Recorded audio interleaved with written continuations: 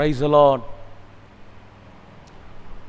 കണ്ണുനീരോടെ വിതച്ചാൽ നീ ആർപ്പോടെ കൊയ്യും. എല്ലാവർക്കും നല്ലൊരു പ്രഭാത വന്ദനം ഞാൻ അറിയിക്കുകയാണ്.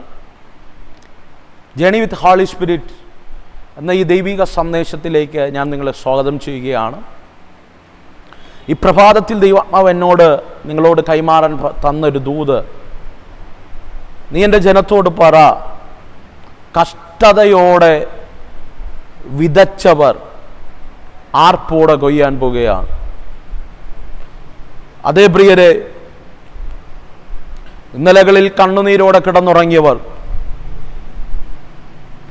ഇന്ന് പ്രഭാതത്തിൽ എൻ്റെ ജീവിതം എന്താകുമെന്നും ഈ പ്രഭാതം ഞാൻ എങ്ങനെ തള്ളി നീക്കുമെന്നും ആകുലതയോടെ ഈ സന്ദേശം കേൾക്കുന്ന ആരെങ്കിലും ഉണ്ടെങ്കിൽ എൻ്റെ ദൈവം പറയുക,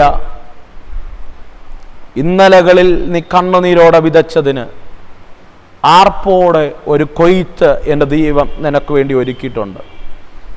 ശ്രേഷ്ഠമായ ചില പദ്ധതികളിലേക്ക് ദൈവം നിന്നെ വഴിതിരിച്ചു വിടാൻ പോകുന്നുവെന്ന് ആത്മാവ് വ്യക്തമായി എന്നോട് കൈമാറാൻ നൽകുകയാണ്.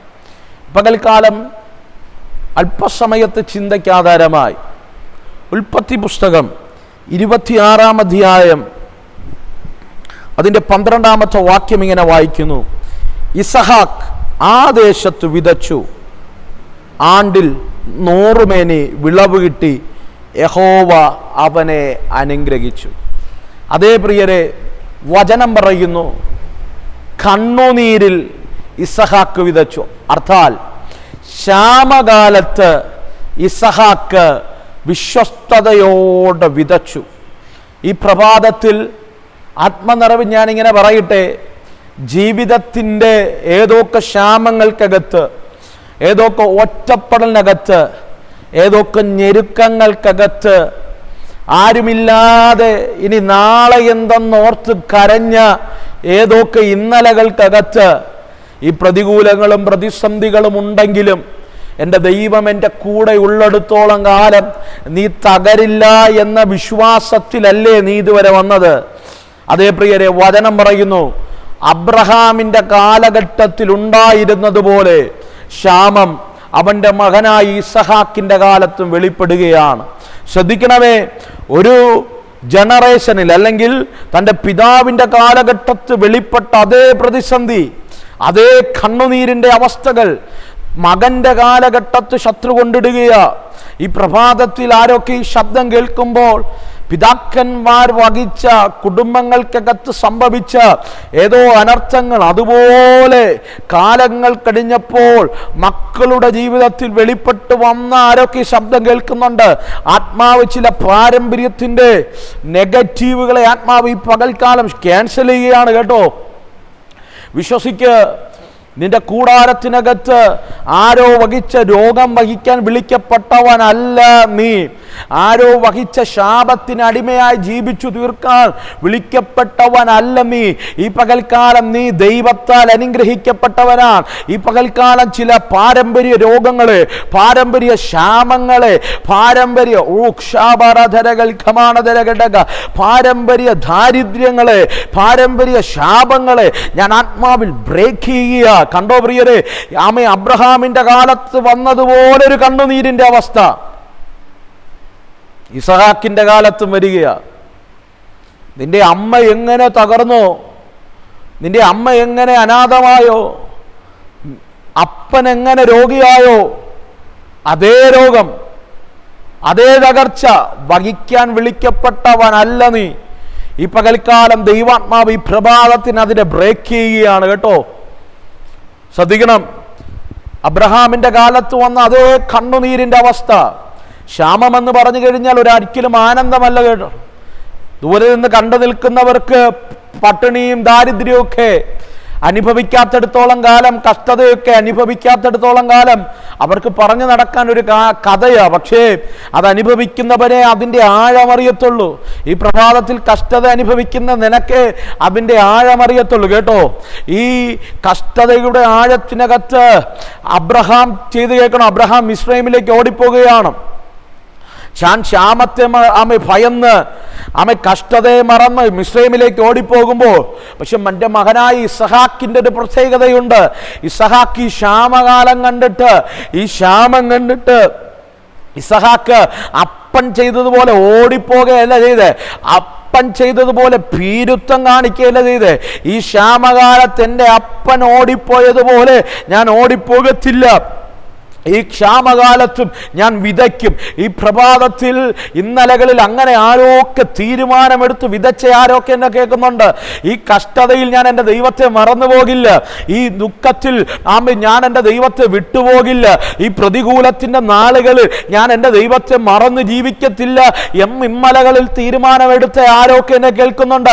സങ്കീർത്തനക്കാരൻ പറയുന്നത് പോലെ, 34-ാം സങ്കീർത്തനത്തിൽ പറയുന്നത് പോലെ, ഞാൻ യഹോവയെ എല്ലാ കാലത്തും വാഴ്ത്തും, അവൻ്റെ സ്തുതി എപ്പോഴും എൻ്റെ നാവിൻ്റെ മേലിരിക്കും. അതേ പ്രിയരെ, എത്ര പ്രതിസന്ധി വന്നിട്ടും, എത്ര കണ്ണുനീരിൻ്റെ താഴ്വരകൾ വന്നിട്ടും, മരണനിഴലിൻ്റെ താഴ്വരകൾ വന്നിട്ടും ഈ ദൈവത്തെ വിട്ടുപോകാത്ത ആരൊക്കെ ഈ ശബ്ദം കേൾക്കുന്നുണ്ട്.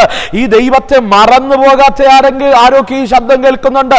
എൻ്റെ ദൈവത്തെ ഞാൻ ഏതവസ്ഥയിലും ആരാധിക്കുമെന്ന്, ഉയർച്ചയാണേലും താഴ്ചയാണേലും ഏതവസ്ഥയിലും ഞാൻ എൻ്റെ ദൈവത്തെ സ്തുതിക്കുമെന്ന് ആഗ്രഹവും തീരുമാനവും എടുത്ത് ഇന്നലകളിൽ ജീവിച്ച ആരൊക്കെ എന്നെ ഈ ശബ്ദം കേൾക്കുന്നുണ്ട്. ഈ പ്രഭാതത്തിൽ ആത്മാവിൽ ഞാനൊരു ദൂത് കൈമാറാം.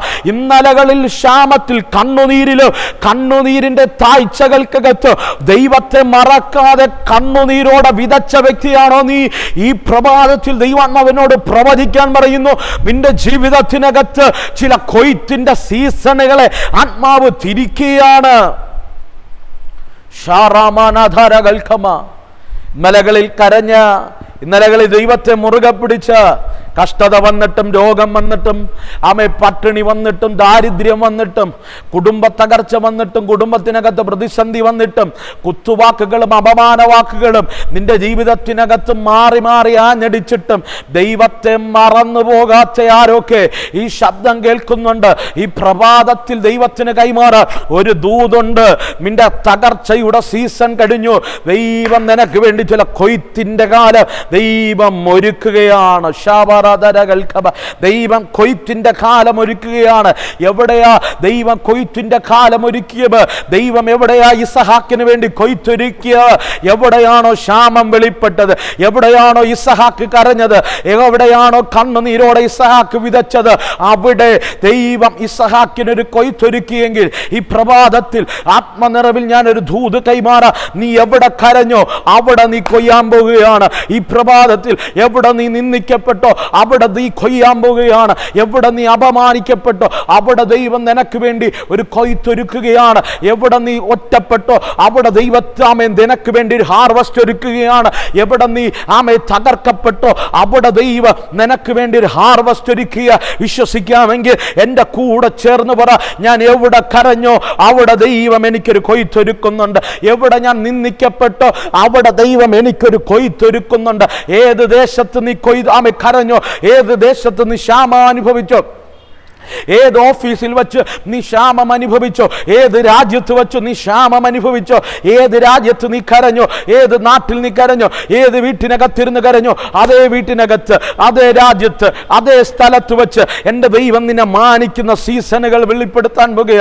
എൻ്റെ ദൈവം നിനക്ക് വേണ്ടി കരുതാൻ പോകുക.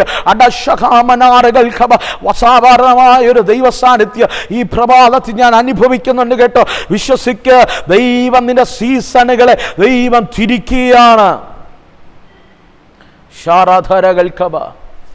ഇസഹാക്ക് വിതച്ചത് ക്ഷാമകാലത്ത്, ഇസഹാക്ക് വിതച്ചത് ക്ഷാമം കൊടികുത്തി വാടുന്ന നാട്ടിൽ.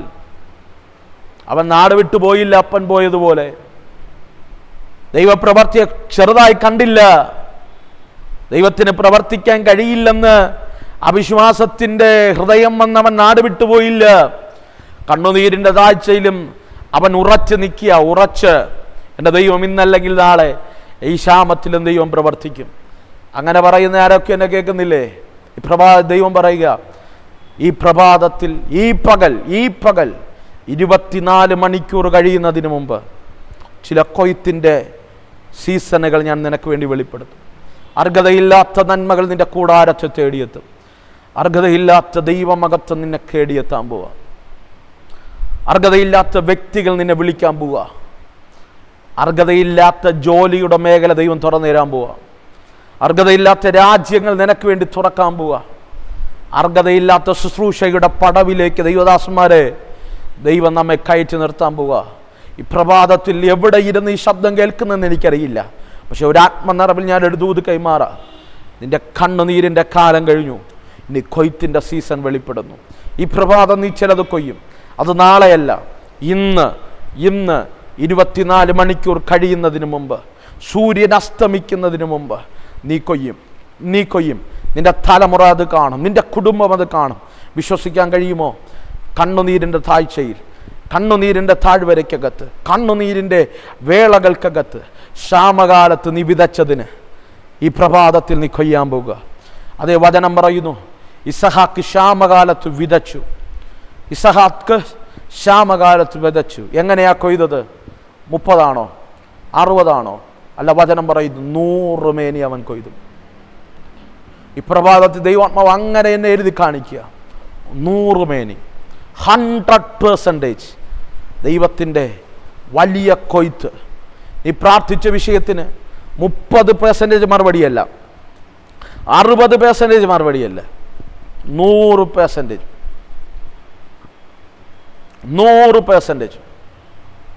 നിന്റെ ജീവിതത്തിനകത്ത് വെളിപ്പെടും, നിന്റെ കുടുംബത്തിനകത്ത് വെളിപ്പെടും, നിന്റെ സഭയ്ക്കകത്ത് വെളിപ്പെടും, നിന്റെ ശുശ്രൂഷയ്ക്കകത്ത് വെളിപ്പെടും.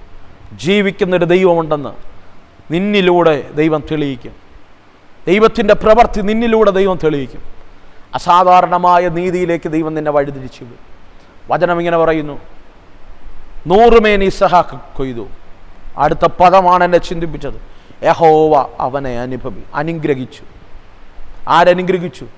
യഹോവ അവനെ അനുഗ്രഹിച്ചു. ഈ പകൽക്കാലം കണ്ണുനീരിൽ നീ പിടിച്ചു നിൽക്കാൻ കാരണം, 100 മേനി നീ കൊയ്യാൻ കാരണം ദൈവം നിന്നെ അനുഗ്രഹിച്ചതുകൊണ്ടാണ്. ഈ പ്രഭാതത്തിൽ ദൈവം നിന്നെ അനുഗ്രഹിക്കും. അപ്പോൾ നീ 100 മേനി കൊയ്യും. എല്ലാ കണ്ണുകളും ദൈവസ്ഥലടയട്ടെ. ഞാൻ നിങ്ങൾക്ക് വേണ്ടി പ്രാർത്ഥിക്കാൻ പോവാം. സ്വർഗമേ, എൻ്റെ കൂടെ ചേർന്നൊന്ന് പ്രാർത്ഥിക്കാൻ കഴിയുമെങ്കിൽ ഒന്ന് പ്രാർത്ഥിച്ചാട്ടെ.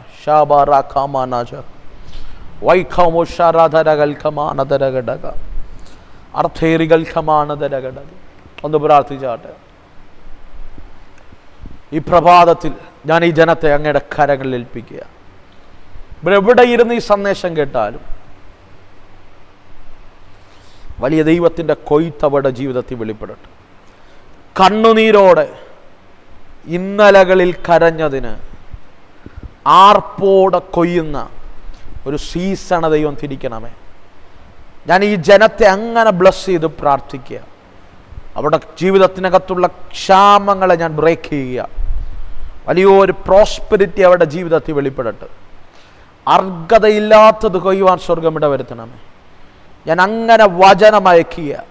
പിതാവിൻ്റെയും പുത്രൻ്റെയും പരിശുദ്ധ റൂഹയുടെയും നാമത്തിൽ ഞാൻ ഈ ജനത്തെ അങ്ങനെ ബ്ലസ് ചെയ്യുക.